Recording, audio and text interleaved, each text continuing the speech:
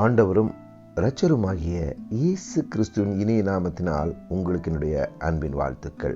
இந்த காலை வேளையிலே நாம் தியானிக்கும்படியாக தெரிந்து கொள்ளப்பட்ட வேத வசனம், அது மார்க்கு 5ஆம் அதிகாரம் 6வது வசனம். Mark chapter 5 verse 6. அவன் இயேசுவை தூரத்திலே கண்டபோது ஓடி வந்து அவரை பணிந்து கொண்டு, when he saw Jesus from far, he ran and worshipped him. எனக்கு பிரியமானவர்களே, அவர் படகிலிருந்து இறங்கின உடனே அசுத்த ஆவியுள்ள ஒரு மனுஷனுக்குள்ளாக அசுத்த ஆவி நுழையும் பொழுது அவனுடைய குடியிருப்பு ஒன்றாவதாக பிரேத கல்லறையாக மாறுகிறது. இரண்டாவதாக அவனை சங்கிலிகளாலும் ஒருவனாலும் கட்டக்கூடாது இருந்தது. பயங்கர பலம் வரும். மூன்றாவதாக அவன் அநேக தரம் விலங்குகளினாலும் சங்கிலினாலும் கட்டப்பட்டிருந்தும் சங்கிலிகளை முறித்து விலங்குகளை தகர்த்து போடுவான். அவனை யாராலும் அடக்க முடியாது. குடி பழக்கம், வேசித்தனம், கஞ்சா, போதை பழக்கங்கள், பெண்களோடு கூட தொடர்பு, தகாத உறவுகள் என்று சொல்லி பலவிதமான சங்கிலிகளால் இன்றைக்கும் வாலிப பிள்ளைகள் மட்டுமல்ல, வயோதிகர்களும் அடங்கி வருவதற்கு காரணம் அசுத்த ஆவிகளுக்கு இடம் கொடுத்தது. அது மட்டுமல்லாமல் அந்த அசுத்த ஆவிகள் அந்த மனிதருக்குள்ளாக புகுந்து இப்படி படாத பாடுபடுத்துகிறபடினால் நாம் செய்ய வேண்டிய காரியம் என்ன?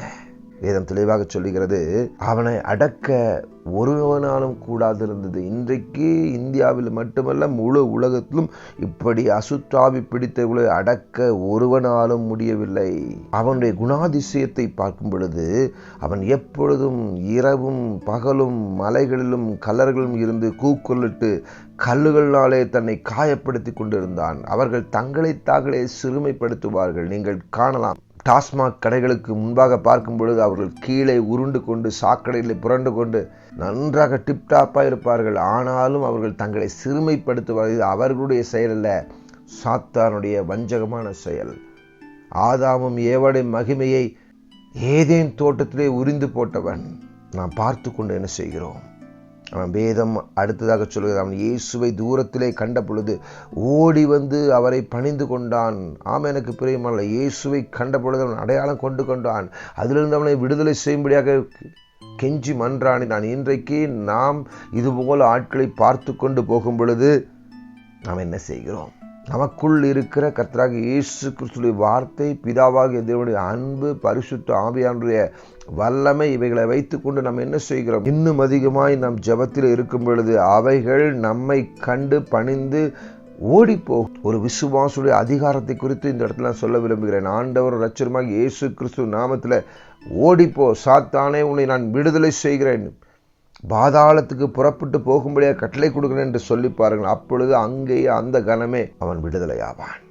கண்களை மூடி ஜெபிப்போமா? கர்த்தராகிய இயேசு கிறிஸ்து உடைய நாமம் வானிலும் பூவிலும் மேலான நாமம், சகல முழங்கால்களும் முடங்கும் நாமம், சகல நாவுகளும் துதிக்கும் நாமம். அப்பேற்பட்ட நாம சங்கீர்த்த உடைய கர்த்தராகிய இயேசு கிறிஸ்துவை நாம் நண்பராக, நம்முடைய தோழனாக, நம்முடைய சகோதரனாக நாம் பெற்றுக்கொண்டு நாம் என்ன செய்து கொண்டு இருக்கிறோம்?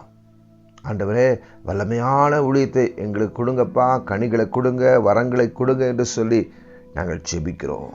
பேய்களை விரட்ட, நோய்களை நீக்க எங்களுக்கு நீர் 2000 வருஷம் முன்பாகவே கொடுத்த அதிகாரத்தின்படி நாங்கள் நடந்து கொள்ளும்படியாக ஒரு விஷயங்களை கண்களை திறக்கும்படியாக ஜெபிக்கிறோம். பொறுப்படுத்திக் கொள்ளுங்க, பாதுகாத்துக் கொள்ளுங்க.